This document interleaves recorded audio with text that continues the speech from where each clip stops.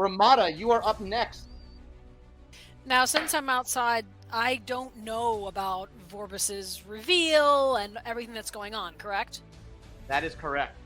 Okay, so since I don't know what's happening, I'm going to turn to Rector and say, Rector, from one warrior to another, you must realize that this is not the right fight. Help me stop this war before it starts.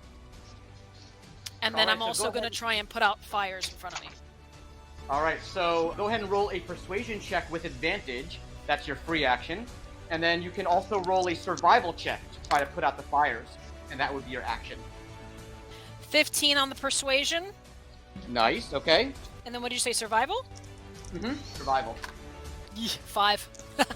Oh, okay. You do not manage to put out the fire, but you do manage to get through to Vorbis, who holds up his hands. He says, Soldiers! Sortian soldiers! Stop this nonsense! By command of your head of guard! Tweedle, Daedalus, and Dumdalus look at Rector and say, But we can win this battle! We're stronger than them! Rector holds his hand firm and looks to you, Gramata, says, I'll have things under control here. Please, help the people. And you're like, I'm doing that already, as you attempt to put out the fire. I will, as I continue to fail to put out this fire. Yeah, he's like, do it better, if you don't mind. Do it better! Do better at what you're doing. Right. Nice turn there. And then we get to Tayatzin, right? On my turn, I turned him invisible, so... Lady Ellen, I think that resolves all the matters we have to handle out here. What if we go check out some books inside? Ooh, let's find a nice... I happen to know of a nice secluded room in the western portion of the library, if you'd like. That sounds excellent. Let's go check that out. Alright, she escorts you. You're still invisible, but she escorts you down around that same corner. Convenient. How convenient, right? Right. And she walks you down. She actually uses her movement to drag you down to the top of the stairs. And then with her action, she shoves you down the staircase. She's going to make a strength check against your athletics. So go ahead and roll a strength saving throw for me. Strength saving throw. Okay. This is a 0 modifier, but I got a 15. Alright. Sorcerers are not known for being terribly physically strong, but a 15 is quite good. However, in a complete shock to everybody, including myself, I rolled a nat 20. So she pulls out some unveiled strength that she didn't even know she had. And she shoves you down the stairs. Daffodil, you see this happening because you are actually right here. You see Ellen shove this invisible... Well, actually, you don't see who she's shoving because he's invisible. But you just see her thrust her hands out. And Tayatzin, you go spilling down the steps. You take 6 points of damage as she starts to close the door behind you. And she says, My dear true husband, I'll let you take care of the rest. And she gets a sinister overtone to her voice. She reveals herself to be not as innocent as she seems. You are now knocked prone, Tayatzin. However, you do have your action left if you have something you would like to do physically. Like cast do I see anyone else? I do, right? Yeah, you see the gnome and the rogue seeming to be battling Lord Vorbis, who looks much more sinister and evil than he did before. Yeah, I thought he was just a patron. Okay. Yeah, I don't even think I have to stand up to cast my spells, so I think I will just stay here. And so let me just grab the 2 books that I picked up here, and I'm going to twin the spells again. I'm going to go ahead and cast Catapult. I love Catapult. I'm going to catapult these 2 books in a straight line, 90 feet. Hopefully the line doesn't intercept my friends before it hits Vorbis. It would not. Okay, great. Alright, so you make an attack roll, right? I think Vorbis has to make 2 for each book dexterity saving throws. He has to beat 13. Okay, thank you. For those of you who are a little newer to D&D, if you're not sure how a spell, like if you're a spellcaster, spells are a little more complicated than weapon attacks. So if you're not sure what a spell does or how it operates, please feel free to ask. If it's not your turn and you don't want to interrupt, you can ask in the chat and someone might be able to help you out. If not, I will certainly be able to help you. So, dexterity saving throw, Lord Vorbis. He rolls a 21 and a nat 1. So I think the 21 is going to be 50. Yeah, so he only has to take one of these hits, and then it's going to be only 13 points of bludgeoning damage. Well, that is not half bad. That is actually pretty good. 13 points of damage. He does not like that. And his magic shield does not seem to have any effect against that magic spell that you just did. So 13 damage against Lord Vorbis. He says, now the numbers are starting to pile up, wife. You might need to seal us in. And Ellen begins to close the doors behind her to seal you guys to your fates. All right, well, nice job. You finally have managed to damage the big boss. Lord Vorbis will go next. And since you pissed him off by being the first to attack Banxi, sadly, you're going to be the first to die. So we're going to color this a little dramatically because Banxi actually has to leave. So obviously he's not going to do all whatever 40 points of damage that you have as your health, but he's going to go ahead and cast his strongest spell, which is Cone of Cold. And he is going to target Banxi as well as Tayatzin. The rogue, you are not in his range, so Mike, you are safe. Tayatzin, go ahead and roll a Constitution saving throw. Banxi, we're just going to say that you failed that con save, sadly. Okay, I got a +4 here. That's only a 7. Oh, you fail. All right, you're going to take the full brunt of this Cone of Cold. We're going to flavor this a little bit. What is your max HP, Marco? You got, what, like 20 health? Max is only 20, yeah. 20, okay. All right. Well, good thing we have a cleric in the party. Banxi leaps in front, dramatically in front of Tayatzin to shield him from the blast. The last noble act of our gnome artificer, as she is blasted by the Cone of Cold, taking, well, let me see, you take 23 points of cold damage. No. And you are turned into a block of ice. And Tayatzin, you take half that, so you're going to take 11 points of damage, as Banxi essentially acts as a human shield, blocking the majority of the cold from you. And you see her, you look up, and her noble sacrifice was not in vain, as you are able to survive the blow, and she is frozen. Banxi, we can still see you, so why don't you strike your frozen pose, your final heroic act. How noble. All right, Tayatzin, that is the end of your turn. And Vorbis' turn is up as well, so that's going to bring us back to Daffodil. Daffodil, you see Ellen cackling ominously as she tells her husband to do away with these interlopers. What do you do, Daffodil? Can you not hear me? Hello? I can relay what I can see and hear her. I can relay what you want to say if you want, Amelia. Yeah. Okay, let's do that. Let's just do that. Sounds good. All right, you ready? I'm ready. Bring it. All right, so I'm going to magically summon Corporeal Spirit.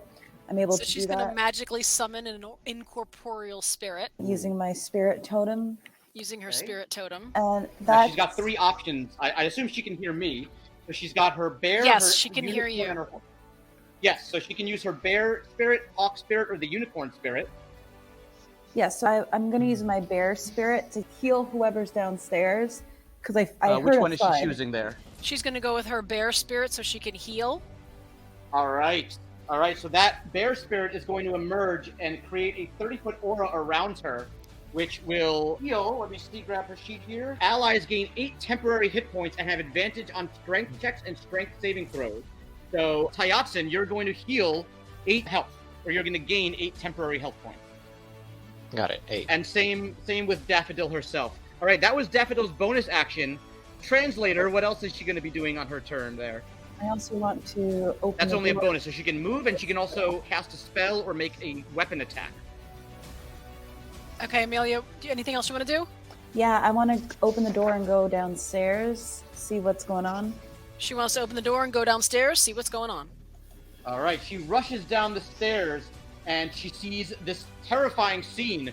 The gnome that she had spied in the library earlier is frozen into a block of ice. The sorcerer is down on the ground, healing from his wounds as best he can.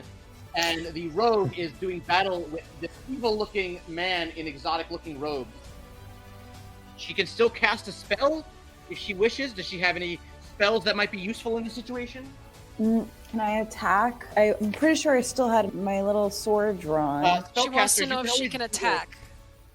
Yes, so you can attack either magically using Thorn Whip or Heat Metal, or Moonbeam. Those are your best attacking spells. Or you can fire off your Sling, which does a small amount of damage, but is still useful if you don't want to use magic. Druids are famous for polymorphing into various animals. So if you like, you could polymorph into a, like a big animal and attack as that animal. Yeah, I want to turn into a big bear. She likes that idea. She's going to turn into a big bear. All right, so she is going to do that, and that's going to increase her speed somewhat, so she's able to bound further into the room in her bear form, and that is going to be the end of her turn. And she is pleased. Yes, good job, Amelia. I'm sorry, I don't know why only certain of us can hear you and certain of us cannot, but that is technology for you. All right, so you are now a bear. Good job. All right, we have precious little time to see if we can fell Lord Vorbis. We are going to go next to Dewey's turn. Dewey, having stolen the eyeglasses from Impacia, you are keenly aware of your surroundings. You can hear some hubbub going on inside the library, but obviously there is plenty of hubbub outside the library. So what do you wish to do? Have I been able to see Lady Ellen's doings following the? Yes, okay. you did. Yeah, you saw her. I'm feeling very upset by what's been happening around that area, and I was actually wondering how many spells I'm allowed on my turn. You can cast one spell on your turn, unless the other spell is a bonus action cantrip. So I'm looking at your sheet here. Yeah, unfortunately, you can only cast one, but since we're getting low on time, and we can move this along, so I'll let everyone get like an extra action or an extra spell, just so we can push it along. So let's say you can cast 2 spells on your turn now. I'd like to cast spike growth surrounding her and a web of spikes, if possible. Sorry, around Ellen. So you swoop in using your fly speed to get 40 feet, almost right to the top of these stairs, and you can see Ellen there. You cast spike growth, and what was the other one? Bark skin. Ooh, bark skin is good. Bark skin will raise your armor class. That'll give you a lot more defense as your skin literally turns into like hardened wood. It is very useful for a cleric because you might not, you might need it. So your armor class, you are surrounded by a bark-like appearance of your skin, and you feel much more hardy as far as defenses go. You then cast spike growth as you up your own defenses, and that is going to surround Ellen of Anoia, who screams out as she makes a... Let's see, so if she starts moving, she's going to take damage. So anybody who moves through the space is going to be moving through difficult terrain, unless you can, move over it without walking through it. Which is good for you, Owlin, because you can fly. This spike growth rises up around Ellen, and she tries to rush away and escape. However, in doing so, she is going to, let's see, 6d4 of damage from the spike growth. So, Dewey, you're going to roll 6d4, which means you're going to roll the 4-sided die 6 times. That's the one that looks like a pyramid, or a very sharp thing that you would not want to step on. Okay. And you're going to add all 6. 1. Okay, that's a total of 10. All right, well, that is how much HP she had. So she goes down. You take down the villainous Ellen of Anoia as she scrambles to escape, but she cuts herself so severely on all of these spikes that she just, like, by the end of it, she crawls out, and you see her body. She's, like, semi-conscious. It looks like she might be on the verge of death, but she is certainly no longer a threat, as you see her bloodied and gashed by all of the spikes that you created. Dewey, that was a fantastic job. You've taken out one of our villains. All right, one villain remaining, as we're going to go back to... Since we skipped him before, we'll go back to him now. So, Tayatzin, it is your turn. Okay, so I liked catapult last time. I'll try it again. Let's see. So he has to make another dexterity saving throw at 13. All right. And again, so I'm going to let everyone do 2 actions on their turn from here on out. So you can cast 2 spells or do a separate attack. So his dexterity save is 7 total, so definitely a failure. Okay. So let's do it again then. All right. Just so that'll be my second one. All right. That one is better. That one he rolls a 22. Yeah, that succeeded. Okay, yeah, definitely succeeded. He takes just 9 points of damage from this flurry of books. Flurry of books. I've never thought that knowledge can do me such harm. You never thought that knowledge was power? No, the pen is clearly mightier. And Tayatzin, are you ending your turn there, or did you have something else in mind? I think I'm ending my turn there. That's All right, nice yeah. job. As long as I get in for some damage. All right, This mad mage is growing quite furious with the damage that you guys are lobbing his way, and he is going to pull out all the stops. He says, "I will not be defeated thusly. My power is greater than any of you can imagine. You," and as he starts giving his villainous monologue, you notice that his features begin to change. His arms begin to recede behind him and grow smaller. His back, from behind him, you see two protuberances exploding out from behind his back. His mouth and nose begin to grow longer as his head begins to grow two terrifying looking horns. And he says, "My vengeance shall not be stopped by the likes of some measly librarians and their friends. I am going to take my ultimate form and destroy this city-state myself once and for all." And in the place of where Lord Vorbis was, suddenly exploding through the roof of the library for all to see, even those on the outside, is an enormous... Now, this game is called Dungeons & Dragons, right? We have not yet seen the titular character. Finally, we do, as an enormous dragon emerges, its huge serpentine head breaking through the top roof of the library, and it's going to spew out a cone of fire at everybody in the vicinity. Suddenly, the soldiers, the emperors, the bystanders, everybody on the outside turns in terror as this dragon flies up over the agora, spewing out its fire over the hapless bystanders. People are burned to a crisp. All of these people just melt away as the dragon makes its presence known. And our heroes, so Tayatzin and Daffodil, go ahead and roll dexterity saving throws. 12. That'll be 6 from me. Ooh, that is a failure. Not so good. Okay, you guys both fail, unfortunately. You are going to take the full brunt of this flame as it pours out, dealing a whopping 11 points of damage. And he is going to end his turn flying about 20 feet in the air overhead, shouting his vengeance towards all. And that is going to be the end of his turn. She is not pleased. I am unconscious, actually. Oh no, the poor sorcerer has gotten knocked out. I will say that Banks, well, no, actually someone might be able to heal you. Banksy is frozen. All right. Yeah, we'll see. Too bad for Tayatzin. Arvon the Rogue, you are up next. All right, you said that the dragon's 20 feet away, right? 20 feet up in the air, yes. Yep. Coincidentally, my dagger has a thrown range of 20 feet, so I'm going to try to throw my dagger at it. All right, you rush out towards the big hole in the ceiling, and you toss your dagger up towards the dragon. I will give you sneak attack because his back is turned to you, so go ahead and roll with advantage. With advantage? Okay. Yep. I got a 1, so hopefully the next one comes out better. 10, so plus 4 would be 14. 14, that is enough to hit, just barely. Okay. So go ahead and roll not only your dagger damage, which is 1d4 plus 2, but also your 2d6 extra sneak attack. So you're going to roll a grand total of 2d6, 1d4 plus 2. Okay, 2d6, I'll do that now. 1, 2, so 3, and then what else? 1d4. 1d4. And we add the plus 2. So right now we're at 5 plus... Yep. Plus 1. Okay, 6 damage to the dragon. All right, pretty good.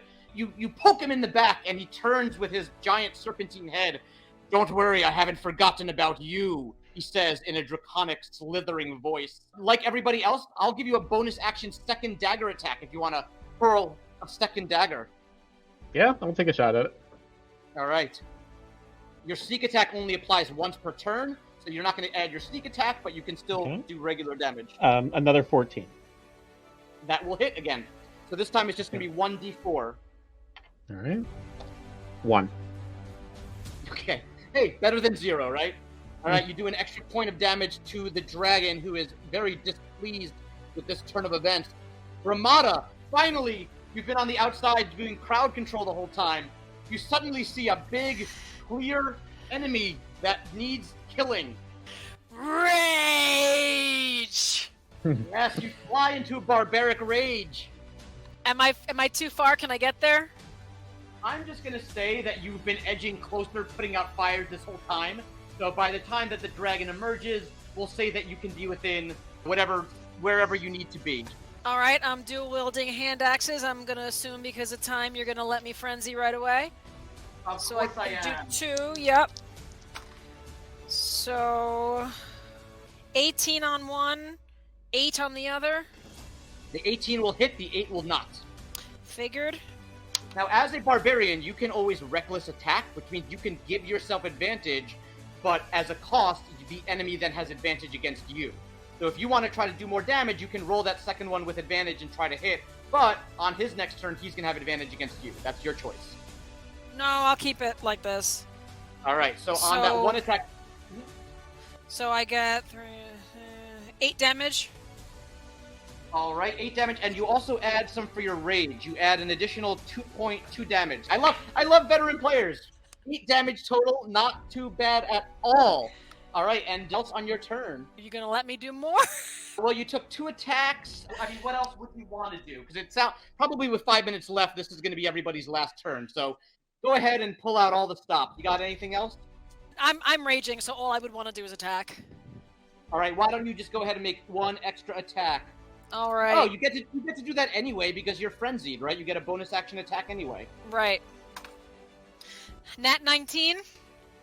Nat 19 is going to hit. 6 damage. All right. You are chipping away, and with your 2 hand axes, you manage to knock him out of the sky. He is no longer 20 feet in the air, but rather at ground level. Well done, Barbarian. Barbarians are very well known for dealing out lots of damage. All right, great work. Then that brings us back to the top of the order. Banxi frozen sadly in a block of ice. Daffodil is up again, and if you can translate Daffodil's turn, that would be great. She is a bear right now. All right, as bear me, can I jump out of the library and go She wants to know if she dragon? can jump out of the library and go towards the dragon, or does she have to go the long way around? No, she can jump out. Since she's a bear, she can leap out and head out through the same egress that the dragon utilized and get right up next to him. All right, so I did that, and then I want to use the spell Entangle. And now she wants to use the spell Entangle. Okay. So, using her bear-like strength, she's able to leap out. Now, normally, once a druid is changed into an animal form, they cannot cast their spells. But, again, we are at the end of the session, so we're going to just go ahead and let the rules fly right out the window. So, she's going to cast Entangle, forcing the dragon to make a dexterity saving throw, or maybe a strength saving throw, to avoid being entangled in vines and thorns and things like that. She is pleased. She is pleased. She's even more pleased because he rolled a 7, which is not going to succeed. So he is currently entangled, which means he cannot move. He is completely stuck in place. All right, nicely done. Anything else? She can summon a different totem, or she can continue using her bear totem, which makes sense because she is a bear, and doling out that temporary HP. I want to attack as a bear. She wants to attack as a bear. All right, so then she's going to use an attack and have her roll a d20 plus, let's see, for a bear, plus 6. D20 plus 6. 18. Nice. All right, and have her roll a 2d6 plus 3. What am I rolling? 2d6, they're the square ones? Correct. Regular, Monopoly die. Got it. Okay. 3, and the other one, 6. 6 total? All right, 6 more damage to the dragon who is grounded, and he leaps around. Does she get a strength modifier to that? Yes, sorry, plus 3. 6 was base, so 9. Oh, 9. Okay, even better. All right, so she deals 9 damage. The dragon is looking quite weak now, like he's taken a fair amount, and he turns his attention towards this new interloper, the bear, and the dragon is going to make a claw attack. 1 against the bear and 1 against our rogue. So the first attack against Daffodil is going to be against Daffodil's armor class. Your AC is a 17. He rolls a 19. So the dragon is going to deal to Daffodil 7 points of slashing damage with his claw, and then use his mouth to bite down upon the rogue against your armor class. Arvon, what's your armor class? 14. All right, he misses. You're in luck. The dragon bites at you, but you dodge out of the way with your rogue-like finesse. The dragon is stuck in place thanks to the entanglement, so he is unable to move. So he is just a sitting duck for our heroes. So we'll have Dewey go and Arvon, and that'll be the end. So Dewey and Arvon, it is up to you. Dewey, what would you like to do? I would like to cast Guiding Bolt. It says that I can do this at a spell slot of 2nd level or higher. That is Additional damage. Yep, exactly. And you can cast it at 2nd level, dealing 5d6 damage if you hit. So first you have to roll a d20, and you're going to add your spell attack bonus, which is a +4.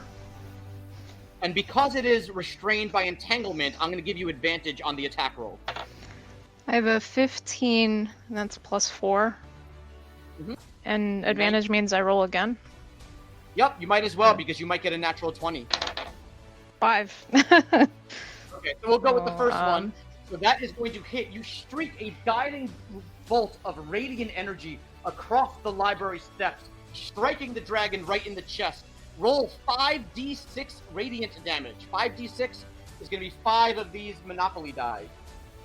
And just add them all I happen together. to have 5 of them right here. Perfect.